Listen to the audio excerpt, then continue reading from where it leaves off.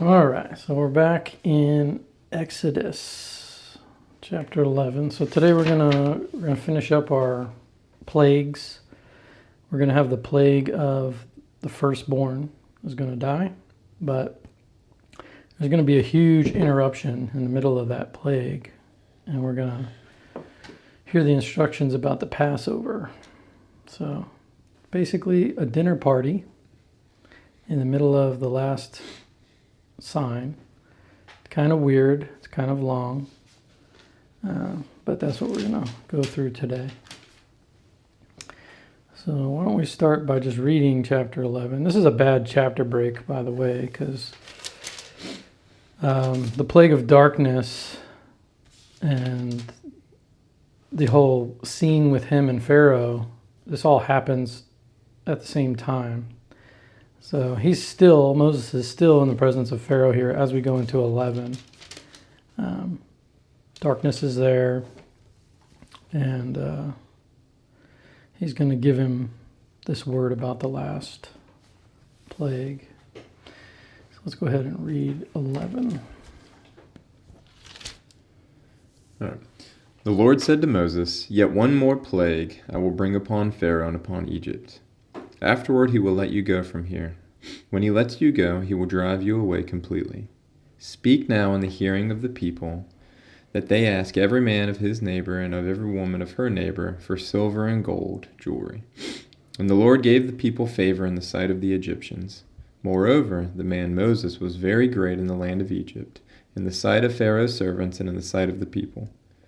So Moses said, "Thus says the Lord, about midnight I will go out in the midst of Egypt, and every firstborn in the land of Egypt shall die, from the firstborn of Pharaoh who sits on his throne, even to the firstborn of the slave girl who is behind the handmill, and all the firstborn of the cattle. There shall be a great cry throughout all the land of Egypt, such as have never been, nor ever will be again. But not a dog shall growl against any of the people of Israel. Every man or beast, that they may know that the Lord makes a distinction between Egypt and Israel. And all of these your servants shall come down to me and bow down to me, saying, 'Get out, you and all the people who follow you.' And after that I will go out." And he went out from Pharaoh in hot anger. Then the Lord said to Moses, "Pharaoh will not listen to you, that my wonders may be multiplied in the land of Egypt."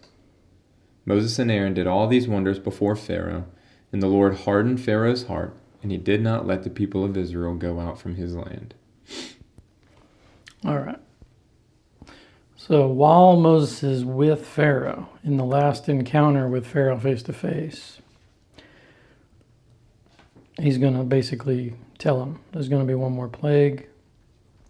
And verse 1 says, "Now the Lord said to Moses," it's a pluperfect, should say the Lord had said to Moses, one more plague.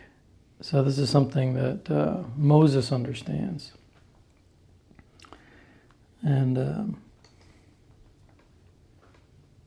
word plague there is nagah, which actually means more of like affliction than plague. We said plague was deber, which is only used once in the plague of the cattle. This was described as an actual quote-unquote plague would be a good translation in English. This would be more like one more affliction, or one more blow or beating would be a better translation here for what's going to happen. And now it's not going to happen yet. He's going to go out of the presence of Pharaoh, and we're going to have this whole thing. And it would seem like a couple of weeks are going to go by here, because Moses is going to give orders and instructions. They're going to get instructions in the next chapter from God, and then they're going to give the instructions to the elders, and then all Israel is going to have to opt in and obey as they prepare for the Passover to avoid the final affliction. So verse 2 says, "Speak now in the hearing of the people, that each man ask from his neighbor, each woman from her neighbor, for articles of silver and gold." This kind of looks back to 3:22 when it says that every woman will ask her neighbor for, basically the plundering of Egypt here. Now we have both men and women. They're asking their own genders for things, culturally it's appropriate. These societies kept things very separate, which we still see today in that part of the world today. Things are kept very separate. Men and women are kept very separate. Schools, even in churches and gatherings, women will sit on one side, men on the other. And this is how it was in the ancient world. Even in synagogues, men would sit on the outer edges, the women would sit in separate areas together. So this is like the foreshadowing here, which has already been foretold. We're going to see it get fulfilled later here. And then verse 6, there shall be a great cry in all the land of Egypt, such as there has not been before, and such shall never be again. This by the way, is one of the components of the plagues. A lot of times this statement gets made, never happened before, never going to happen again. It's great, never been seen like this. That's part of that pattern. But the great cry is the same word that's used early on in Exodus when it talks about the cry of the people was heard by God. So now Egypt is going to be crying. And that's going to get fulfilled later on as we read. And, in Israel, not a dog will bark. So there's going to be complete peace, no violence, nothing. Not even a dog's going to bark in the land of Israel or Goshen amongst the Hebrews. But in Egypt, there's going to be a great cry. So another distinction is going to be made in this final sign. That's a common theme in the plagues. Distinctions are made between God's people and the people in Egypt. And we kind of get the hint here that he's still talking to Pharaoh in verse 8. He says, all these your servants will come bow down to me. I'm sure Pharaoh didn't like to hear that. And then we know at the end he says he went out from Pharaoh in hot anger. So clearly he's still there, but this is the last time they're going to be together. And then verse 10, again, we have the hardened. This is the making strong. This is the Lord doing it, making firm the heart of Pharaoh.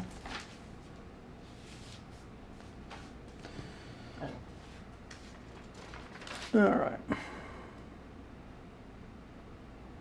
So verses 9 and 10 here are kind of a summary of all the plagues. So one of the questions that comes up is, that people have a hard time is the violence here. Like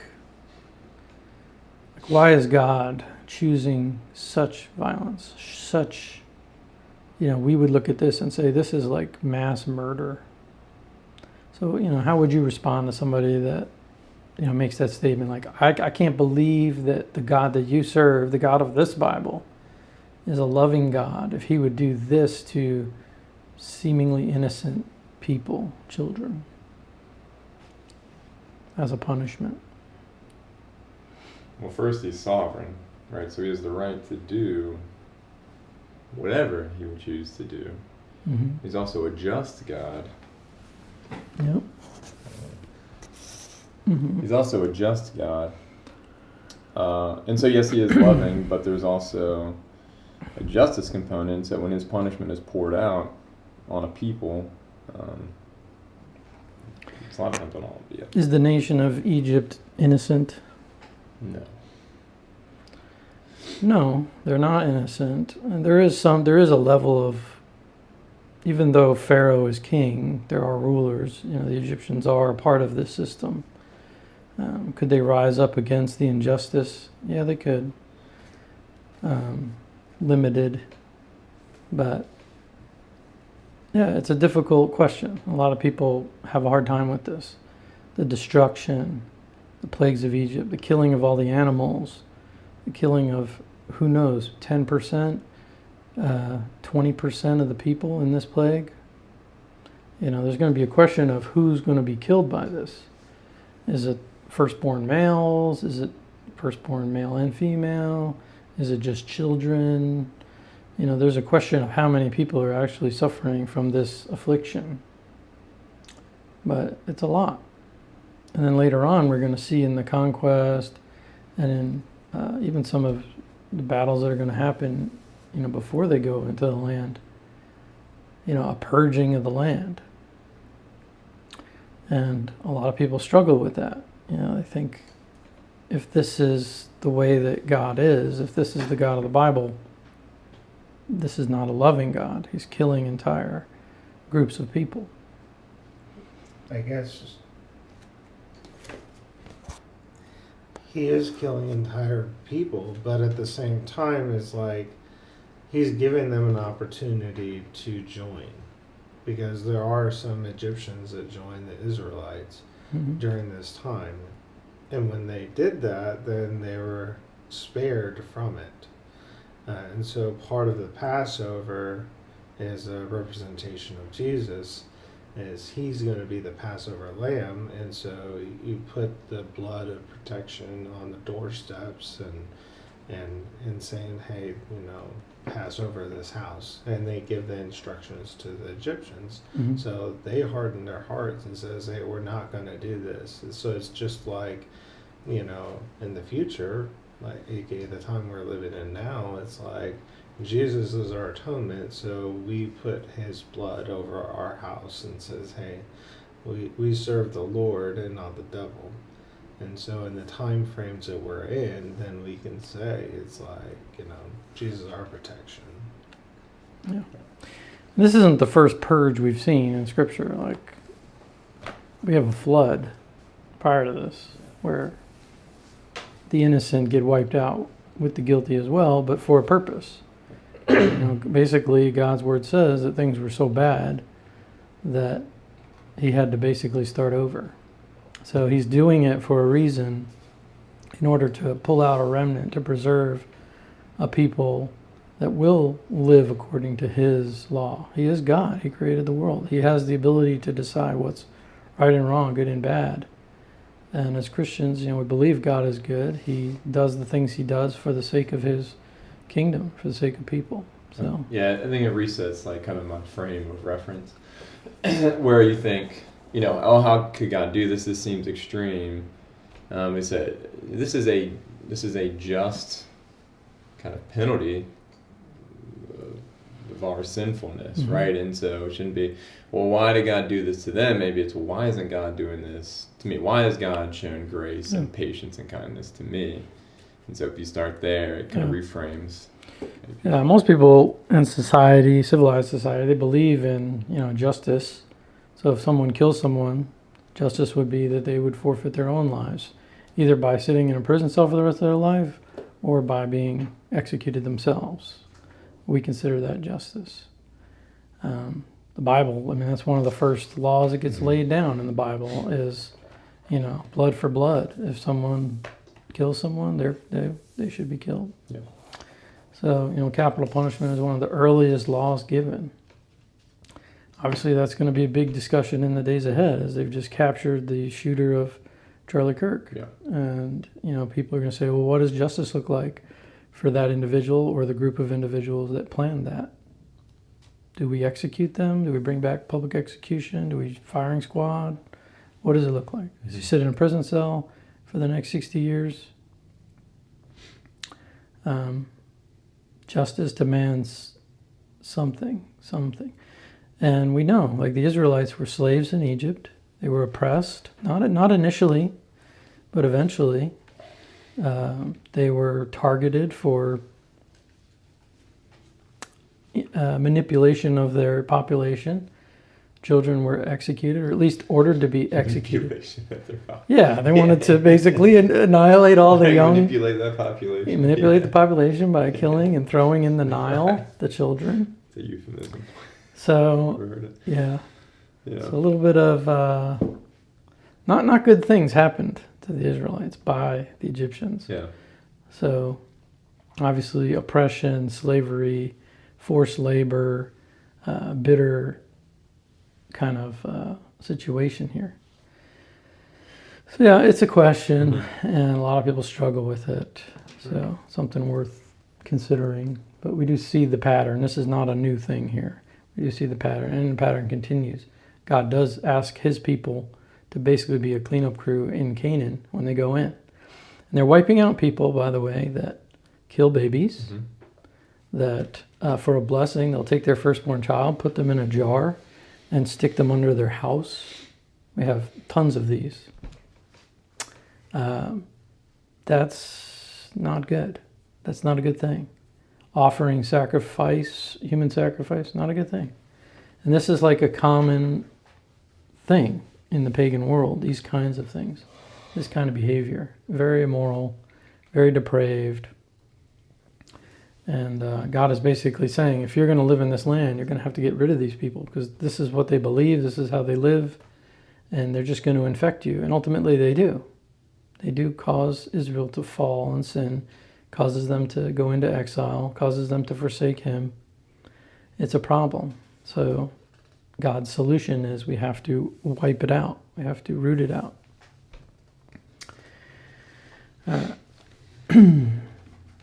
So moving on to 12 here. So we're getting into this is God's instructions to Moses and Aaron now. So God is going to be speaking here for the first, 20 verses here.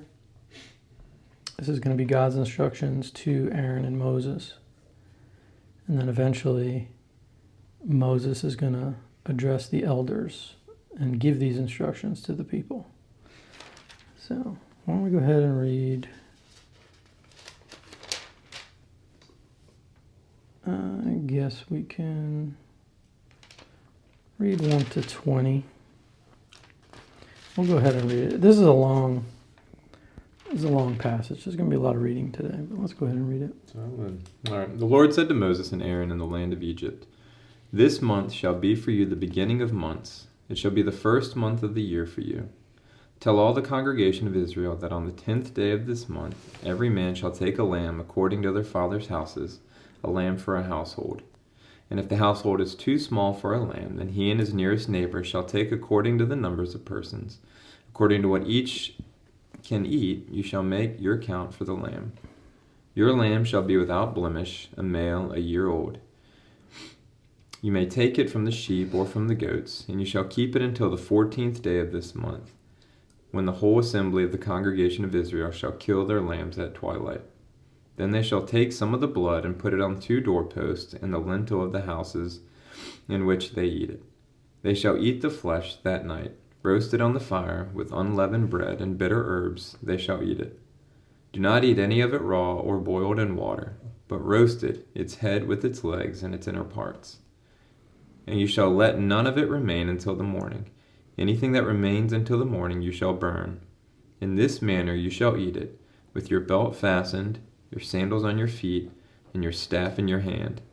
And you shall eat it in haste. It is the Lord's Passover. For I will pass through the land of Egypt that night, and I will strike all the firstborn in the land of Egypt, but both man and beast, and on all the gods of Egypt I will execute judgments. I am the Lord. The blood shall be a sign for you on the houses where you are. And when I see the blood, I will pass over you, and no plague will befall you to destroy you when I strike the land of Egypt. This day shall be for you a memorial day, and you shall keep it as a feast to the Lord. Throughout your generations, as a statute forever, you shall keep it as a feast. 7 days you shall eat unleavened bread. On the first day you shall remove leaven out of your houses, for if anyone eats what is leavened, from the first day until the 7th day, that person shall be cut off from Israel. On the first day you shall hold a holy assembly, and on the 7th day a holy assembly. No work shall be done on those days. But what everyone needs to eat, that alone may be prepared by you. And you shall observe the feast of unleavened bread, for on this very day I brought your host out of the land of Egypt. Therefore you shall observe this day throughout your generations as a statute forever. In the first month, from the 14th day of the month at evening, you shall eat unleavened bread until the 21st day of the month at evening. For 7 days no leaven is to be found in your houses. If anyone eats what is leavened, that person will be cut off from the congregation of Israel, whether he is a sojourner or a native of the land. You shall eat nothing leavened. In all your dwelling places you shall eat unleavened bread. Okay. So the first 13 verses here is instructions for them presently in Egypt. 14 to 20 is instructions for them outside. It's going to be Passover in the future. So they have basically this is what you're going to do now. 14 to 20 is how you're going to celebrate this later. These are going to be the rules and things later. So let's look at it. And this is different. This is the first time that the Israelites are going to be asked to do anything actively with regard to saving themselves from the signs, wonders, plagues, afflictions, whatever, however you want to call it. So it's an opt-in. It's not a difficult thing. Now, this is not a feat of strength. This is not he's not asking them to fast. He's actually asking them to host a dinner party. It's going to be fairly straightforward. There's going to be some rules. There's rules about how to prepare your house, how to prepare the food, how to cook the food. Rules about what you're going to eat it with, and who you're going to eat it with, and how you should even dress when you eat it. So there's kind of dress code, and it's interesting. Definitely, it's a dinner party, very specific, but not difficult. But it is something they have to actively do. You can't just ignore it. If they ignore it, it's going to cost them the firstborn of their house. Would that have been a difficult thing, like setting aside this lamb or anything? Was that like at a great cost to them? Or, I mean, I know it's like kind of, if you can't, you do this, Yeah. but was that like a big sacrifice for them? Because you said it's not difficult. Yeah, so it can be a sheep or a goat, a kid. So it can be either one. They are maintaining flocks. So they are shepherding. They have plenty of animals. These are going to be yearlings. So basically they were born, the sheep are born, the lamb is about a year old. So it's getting up to full size, but it's still nursing, probably. So they haven't really invested a lot in the animal.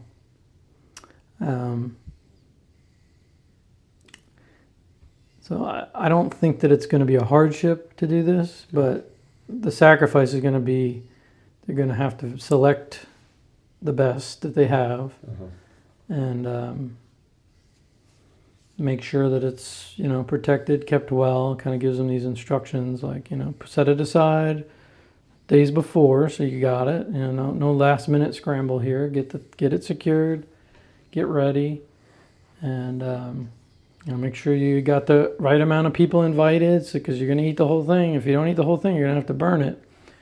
So get the right amount of people. If you don't have enough people, maybe get together with your neighbors and make arrangements. Okay, you're going to have this, we're going to have that. Figure out how much people can eat. There's a focus on, and I think that the thing to look at is, for Christians, is okay, Jesus, this is going to be something that looks forward to Messiah, looks forward to our Passover lamb in Jesus. He's going to institute at a Passover-like meal. May have been the day or two before Passover. We don't really know exactly, but at a Passover event, Jesus is going to institute the Lord's Supper. He's going to tell them, this is my body broken for you, all these things. So the images are going to come into the New Testament. Jesus is going to present himself as the Passover lamb. And he's going to share with his disciples and institute the Lord's Supper. That's kind of how it's going to translate and go forward into the church. So, we don't celebrate the Passover as Christians anymore, but we do in a sense. We do in a sense, because we do celebrate the Lord's Supper. We remember, just as they were slaves, they're remembering their slavery and celebrating the Passover. They're identifying as slaves in Egypt that were delivered by God. When we celebrate the Lord's Supper, we remember we were sinners, hopelessly in need of a Savior, and his body was broken for us, his blood was shed for us. So we celebrate that in remembrance. We identify with him. As a Christian, that's the number one thing we identify with. It's the death, burial, and resurrection of Christ. And so that's how things kind of translate into the New Testament with this Passover here. And one of the reasons we don't celebrate this Passover meal as Christians the way that Jews have to this day.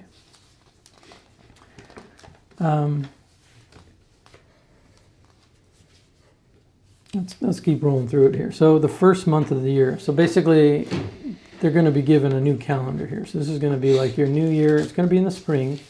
It's going to be the full moon in the spring there. Usually March, April, somewhere in that range. Is that the first month of the Jewish year? Yeah. Okay. It's going to be, but they have different calendars too. Just like we have an academic calendar. It starts in August. Fiscal calendar. We have a fiscal year. We have a seasonal calendar, right? Next week's going to be the start of fall.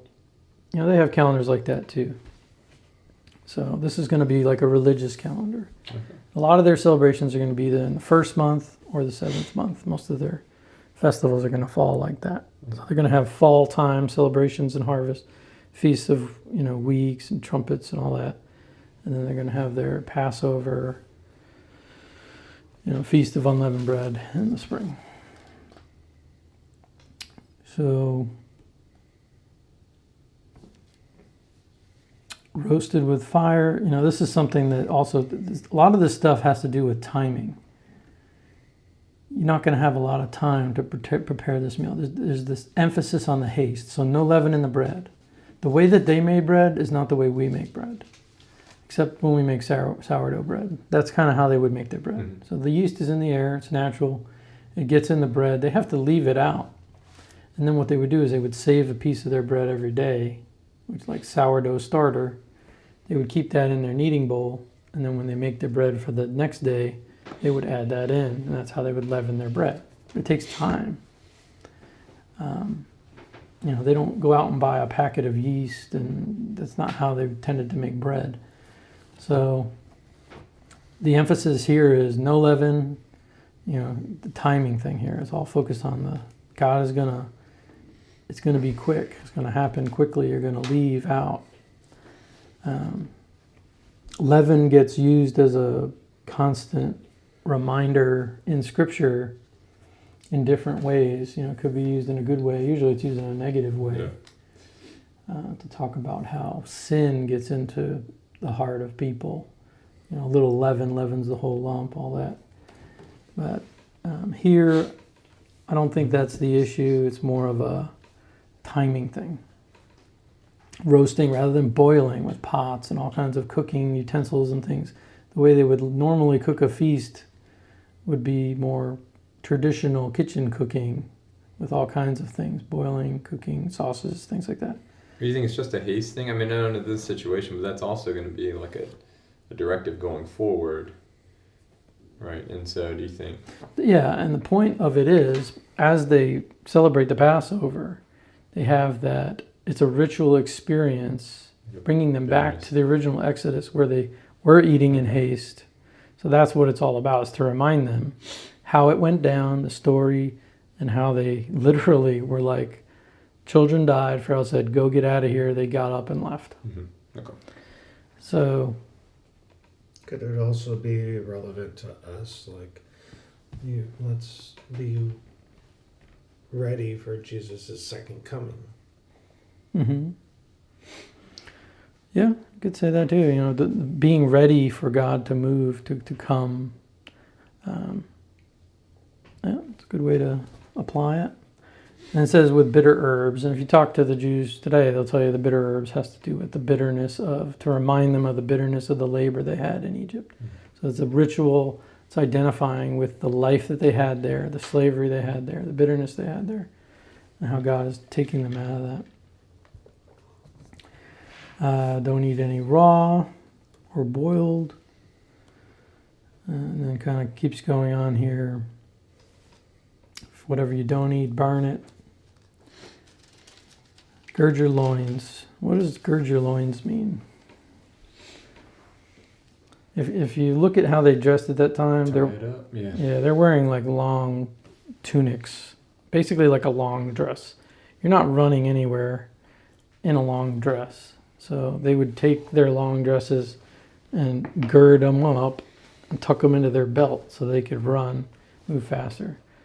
Same thing with like the Roman soldiers. They would gird up their loins, tuck it into their belt, and they could fight and move. Because they,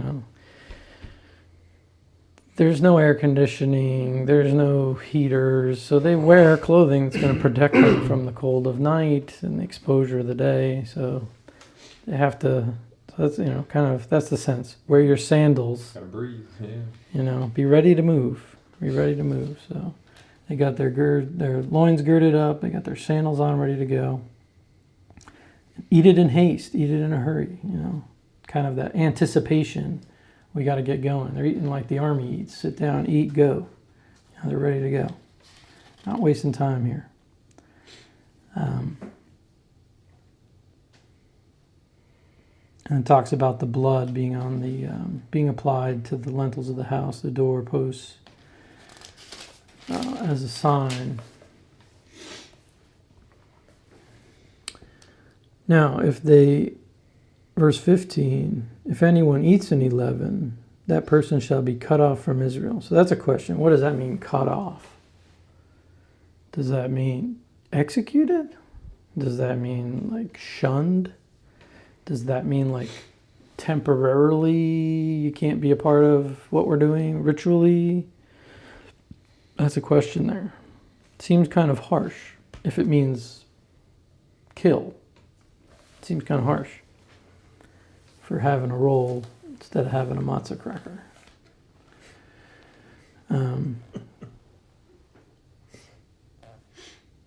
All right. So we're going to keep it moving here.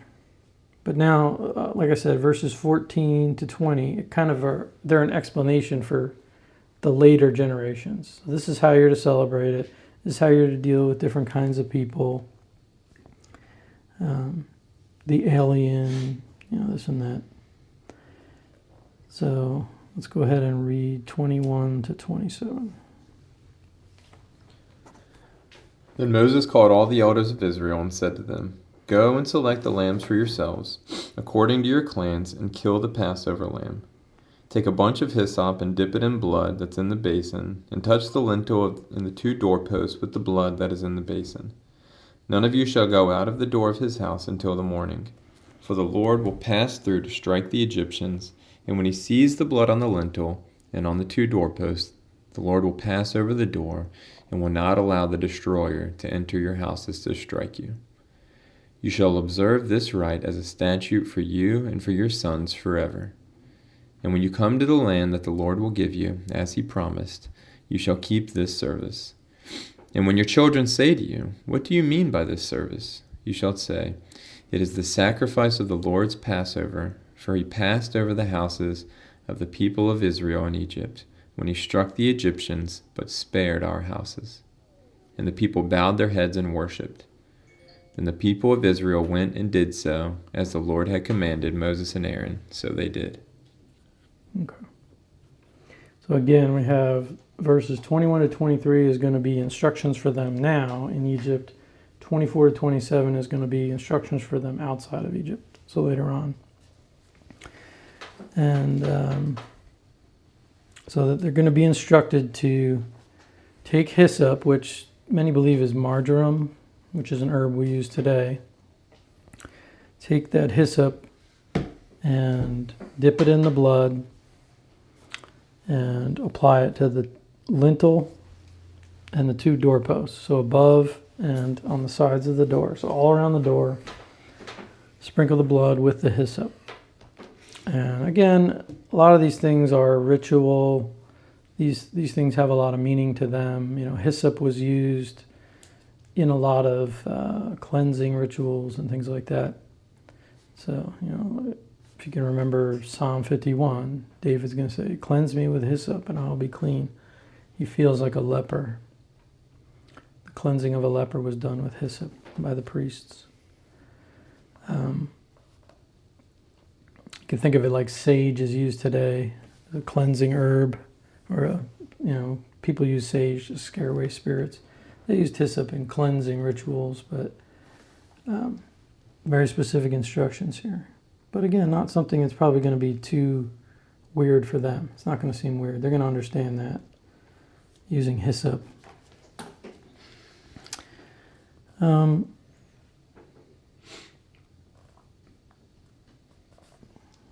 right. Well, one of the things to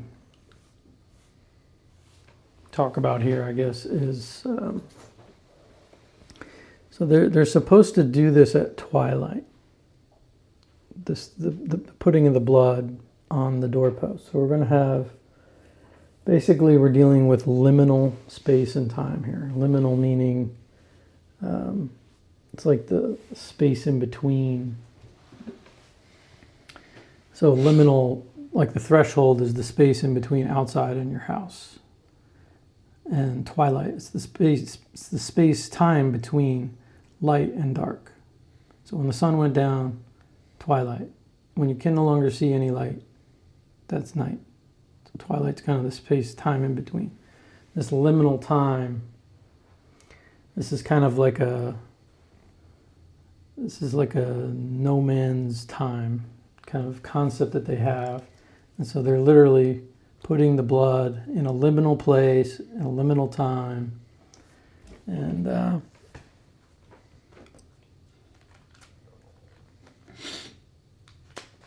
so that's the sense there. All right. The word Passover. So Passover, Passa. Should we translate that Passover? Some would say no. It's probably not a good translation for English. A better translation would be like in a verbal form. So it gets used here as a noun. As a noun, it means like protection. As a verb, it means to protect, really. So, we could translate, every time you see the word Passover here, you could translate it as protection or he will protect, God will protect, kind of a thing. That's more the sense. More than passing over, it's protection is what's happening here. God is protecting his people, and people that don't have his protection are going to suffer the affliction.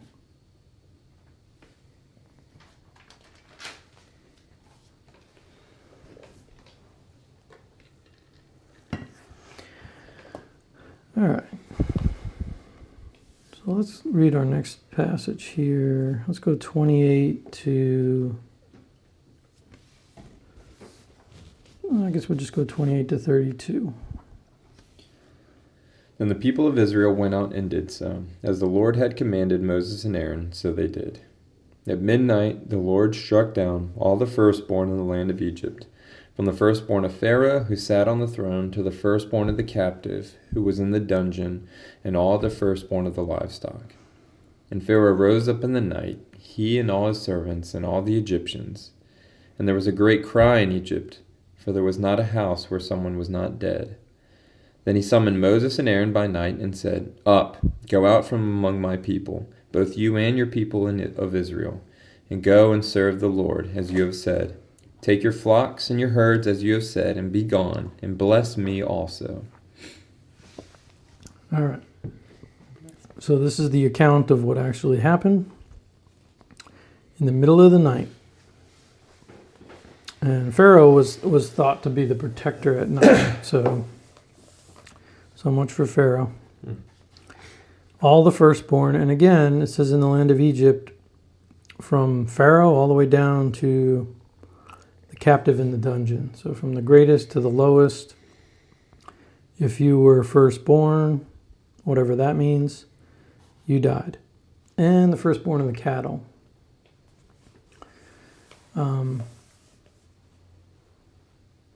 So again, we said, is this talking about just children? Is this talking about every firstborn that came out of the womb, male or female? If that's the case, we're talking about like maybe 20+% of the population is dead. Because if they're adults and then they were the firstborn. Yeah, I mean, everybody that was, Pharaoh himself apparently is not a firstborn here, unless the target was just children. It would be uncommon for a non-firstborn to be Pharaoh, but usually it's a firstborn that would be Pharaoh, but not always. We know for a fact not all pharaohs were firstborns, but that would be the standard thing. But he's still alive. So there's some question as to how many people we're talking about here, percentage-wise, but it does say that there's not a house in Egypt that doesn't have somebody. So that would kind of speak to the fact that maybe it was first out of the womb, male or female. So we've got a lot of death here. A lot of animals are dead again. And again, this is where are all these cattle coming from? If we already killed all the cattle, where are all these cattle coming from? Egyptians must be running around snatching up cattle all over the place. But we did say some time has gone by. They will need to replace the animals that died. So maybe they replaced the animals that died. They got them from another city-state, or maybe they bought them from the Hebrews. We don't know, but firstborn of cattle die. The other option was maybe hyperbole was being used when it talked about all the cattle dying. We know some of them were saved from the hail because people obeyed and brought them inside. And then we have the great cry here. So the fulfillment, now Egypt, Israel was crying, the Hebrews were crying, now Egypt is crying. Pharaoh is unable to help them. I do find it interesting, though, the fact that it says, he sends them away, and then he also asks for a blessing. So he, being like God in the country, is now asking for a blessing from the true and living God. Yep. Yeah, I mean, he's been brought low now. His own firstborn is dead. Significant percentage of his people are dead. I mean, if I was Pharaoh, I would be afraid that I would be next, by the people. I'd be afraid of a revolt. People saying, okay, this is enough. You obviously are not very smart. You are not able to maintain Ma'at. You're not true Pharaoh. You're not true God. So what are you? And, I could see him being very concerned that the army would turn on him or whatever. Some kind of a situation where they realize he's not who he says he is. The gods are not favoring him anymore. So maybe that's his statement to Moses is, please bless me. He wants to maintain his power and ability to live. And I'm sure they're all afraid that they're going to die. Who's to say this is it? I'm sure they're worried. And for the Egyptians, I guess we can talk about the effects of the firstborn. A firstborn has a lot of responsibilities. A firstborn male in particular has a lot of responsibilities in the ancient world, and in Egypt especially. They spent a ridiculous amount of time, money, effort preparing for the afterlife, preparing for death. And it was the responsibility of the firstborn to make sure that everything was in place. It took a lot of time to prepare to properly bury an Egyptian. A lot of time, a lot of money. If you were super wealthy, it meant building tombs. It meant building sarcophagus. It meant all the things that we see now, that we dig up. It meant years and years and decades of preparation for the afterlife and burial. I mean, they literally built pyramids that have lasted 3,000 plus years. Well, actually much longer than that, 6,000 years. The original pyramids lasted in order to, preserve these tombs. Eventually they abandoned the pyramids and started building their tombs underground. But, we're still digging stuff up that they buried. And we can see the amount of work and effort that went into it. Now, if you took out all the firstborns, you're kind of like cutting out the legs underneath this whole situation and process and family. You're leaving them in a situation where they're not going to be able to, it's going to be very difficult for them to preserve and move on and carry on all the things that they carry on. It's a very devastating blow to lose the firstborns. The firstborns were trained in the father's trade. They were to carry on and provide for the family. If you took out the firstborn, it kind of handicaps the family.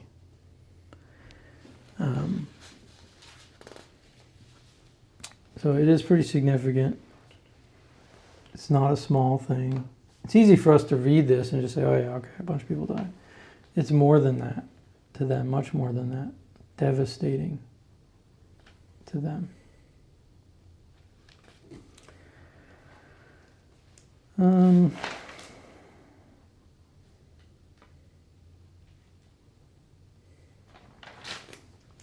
All right. Let's keep going here. Let's read the actual Exodus account here. So Pharaoh calls and basically says, go. So they're getting ready to go now. So let's read 33 to 41. The Egyptians were urgent with the people to send them out of the land in haste, for they said, we shall all be dead. So the people took their dough before it was leavened, their kneading bowls before bound up in their cloaks on their shoulders. The people of Israel had also done as Moses told them, for they had asked the Egyptians for silver and gold jewelry for clothing. And the Lord had given these people favor in the sight of the Egyptians, so that they let them have what they asked. Thus they plundered the Egyptians. And the people of Israel journeyed from Ramses to Succoth, about 600,000 men on foot, besides women and children. A mixed multitude also went up with them, and very much livestock, both flocks and herds.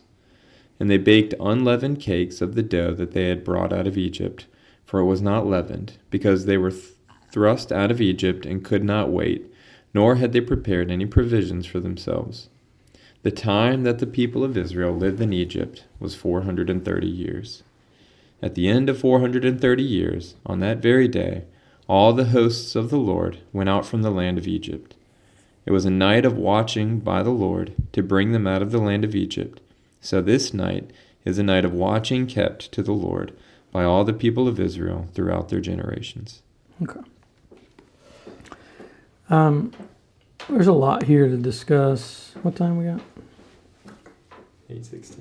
All right. So the Egyptians urged the people, send them away. So they take their dough before it was leavened in their kneading bowls, bound up in their clothes on their shoulders, and they go. Now, and kind of like a flashback. Now, the sons of Israel had done according to the word of Moses. So they had gone out and asked their neighbors for gold, silver, clothing. They plundered the Egyptians. The Egyptians gave them all these things. So some would ask, well, why did they do that? Was it out of obligation? Did they have camaraderie with the Hebrew people? And they, like, well, I guess you guys are going now or soon. So here's a gift, gold and silver. Or was it more of they wanted to have favor with the God that was destroying their land? So they're like, oh yes, please take it all. We're dying here. Take everything we have. It's hard to say, but they were given favor. They received all this wealth. This is a theme and a pattern we see in Scripture: the plundering of the Egyptians, the plundering of the enemies of God. It's going to recapitulate again and again. And it's going to be the provision that they need to survive in the wilderness, to buy the things they need to buy, to get all the things. Remember, they're going to live in tents now. They're going to go from living in the city, in Ramses, in the city, living in buildings made out of brick. Now they're going to be living in tents. So they got to go make all these tents. They got to buy all these tents. Succoth actually means tent, I believe. So I think their first journey is probably that short little jog to Succoth from Ramses, several miles. Maybe they're getting supplies there, getting the tents they need. Maybe that was an area that made a lot of tents. They're going to need a lot of tents. How many people are leaving? So it says here in 37, 600,000 men is what you're going to read on foot, aside from children. 600,000 men is how it gets translated here. In Hebrew it says 600 Aleph of men. 600 Aleph. And the word Aleph, we've said before, can mean several things. So it can mean a tribe, it can mean a clan. How big is a tribe and a clan? It could be as small as 10, 20, it could be as large as 100, could, 30, somewhere in there. So you could have 10, 20, 30 is one Aleph. Could be a military unit is another way it's used. Just the way we use the word company. We have different military units, battalions, companies. The Romans had legions and, centurions that were over hundreds and thousands. They broke them up that way. Well, they had, Aleph was a military unit. So how many is that? 100, less? Don't know exactly, but they use the word this way. So the context here is military units. The way that they're describing this, they're using that kind of terminology. They're going out in their units. That's been used previously, right? When he's talking about the exodus of the people. I feel like there's military terminology referring to the people. Yeah, the way that it gets described, 600,000 men on foot. It's going to say they went out by their ranks or by their units, something like that. It's going to say at the end of this one, 51. Same day the Lord brought the sons of Israel out of the land of Egypt by their hosts, which is, again, another military unit. Hosts, armies, that kind of thing. So, this is a big issue for a lot of people, is how many people came out of Exodus. We came out of Egypt in the Exodus. We have talked about it before. The following verse says, a mixed multitude also went up with them. So, in addition to the Hebrews, there's going to be other people from Egypt or that were living in Egypt. Could be lots of different races of people in there. Some that lived in that delta region, but could be others, maybe some Cushites from Upper Egypt in the south, some dark-skinned folk. There's all different kinds of tribes and peoples that live in and around Egypt from that region. So a mixed multitude goes up.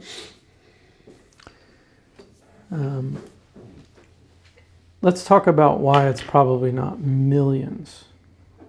Because we know pretty well how big certain populations were at that time.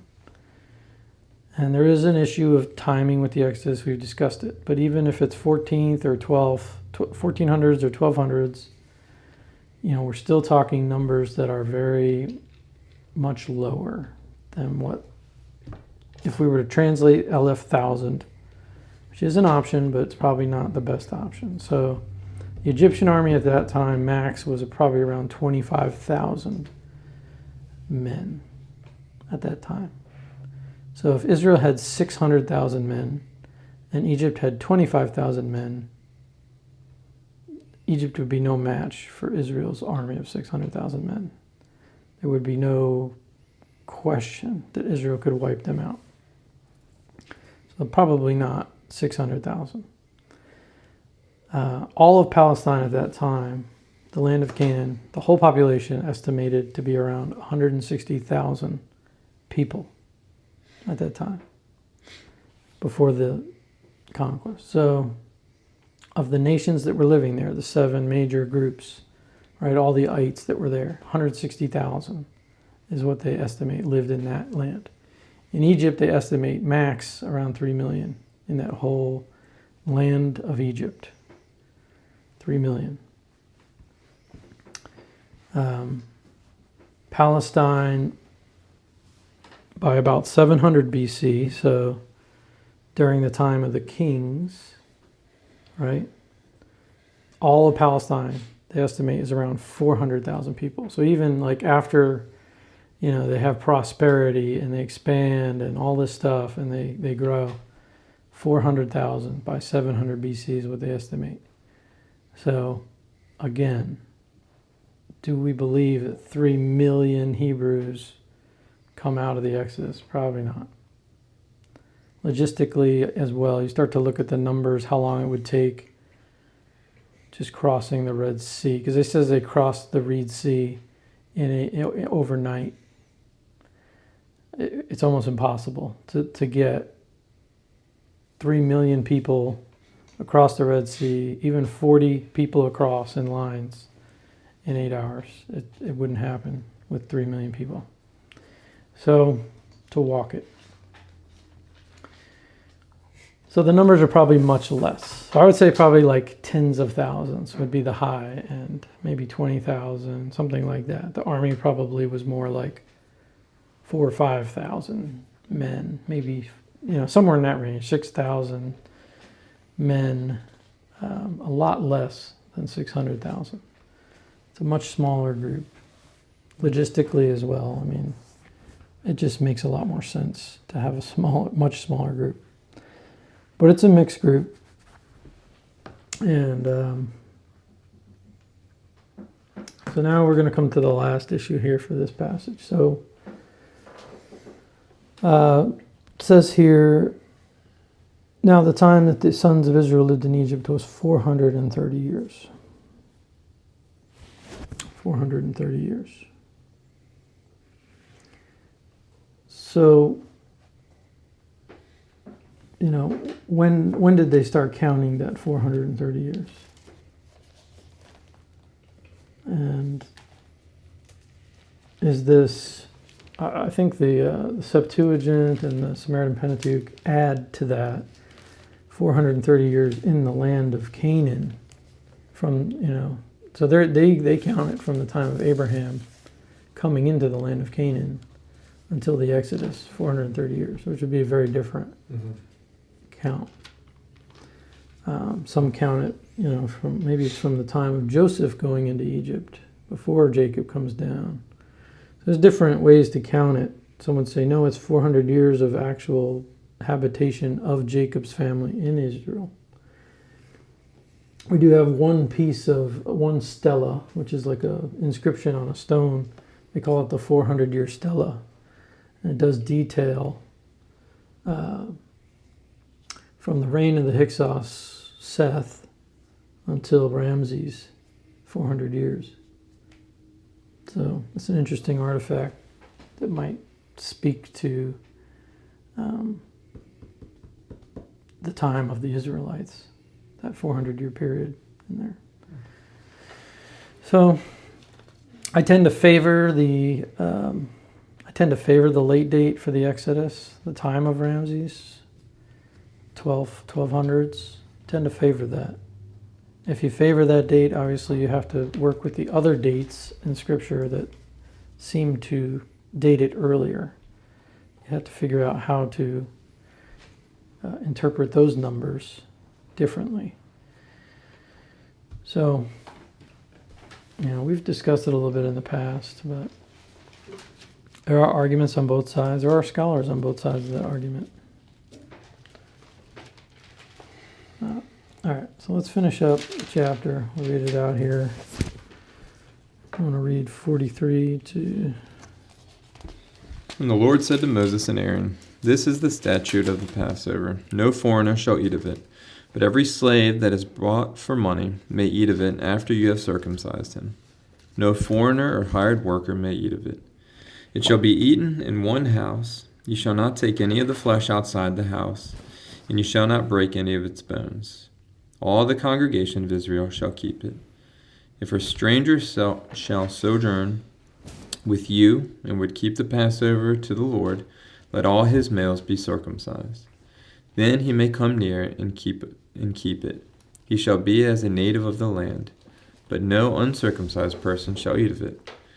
There shall be one law for the native and for the stranger who sojourns among you.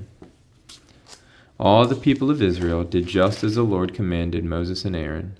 And on that very day the Lord brought the people of Israel out of the land of Egypt by their hosts. All right. So again, some instructions on who can eat it, how they can come in and be a part of this meal. Some interesting things we could comment on there, but we'll wrap it up for today. So next time we get to, so we're actually finally got out of Egypt here, but we have some stories that are going to pursue because we still have the final sign to happen.